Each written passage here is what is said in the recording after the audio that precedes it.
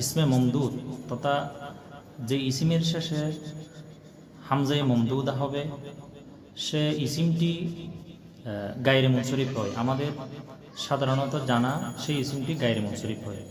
এখন সমস্যা হয় কোন হামজাটি গায়রে মুনসরিফের জন্য হবে এবং কোন হামজাটি হামজায়ে মমদুদা গায়রে মুনসরিফের জন্য নয়, সে বিষয়ে আজকের ভিডিও।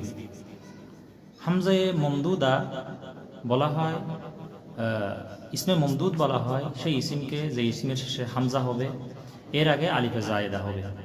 হামজায়ে মমদুদা সাধারণত তিন প্রকার: আসলিয়া, মুনকলাবা এবং জায়েদা।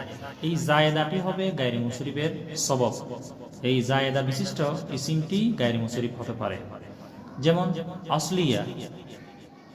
আসলিয়া হলো যেই হামজাটি মূল শব্দের মধ্যে থেকে হবে। যেমন ইনশাউন, এখানে নাশা আ নুন শিন হামজা, এখানকার যে ইনশাউন হামজায়ে মমদুদা তার আগে আলিফে জায়েদা, এই হামজাটি হলো মূল শব্দের হামজা, এই জন্য এটাও গায়রে মুনসরিফ হতে পারবে না। ইনশাউন।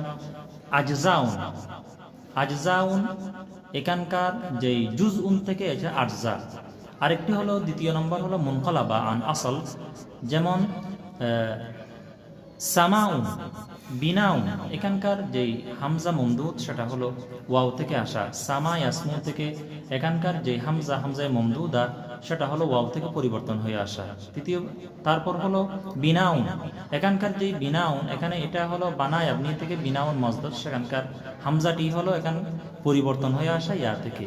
তৃতীয় নম্বর যে হামজাটি হতে পারবে গায়রে মুনসরিফের সবব সেটি হলো হামজায়ে জায়েদা। হামজায়ে জায়েদা তাকে বলা হয় 3 হরফ বা ততোধিক হরফের পরে, 3 হরফ বা ততোধিক হরফের পরে যদি হামজায়ে জায়েদা তার আগে আলিফ হামজা এবং এর আগে আলিফে জায়েদা, সেটি গায়রে মুনসরিফ হতে পারে।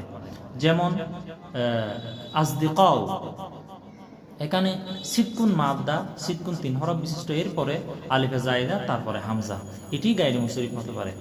তারপর আরো একটি মিসাল দিতে পারি যে হাসনাউ, এখানে হুসনুন থেকে হাসনাউ, হামরাউ। তো আমাদের আজকের ভিডিওর মাধ্যমে আমরা জানতে পারলাম যে কোন আলিফে মমদুদায় গায়রে মুনসরিফের সবব হতে পারে।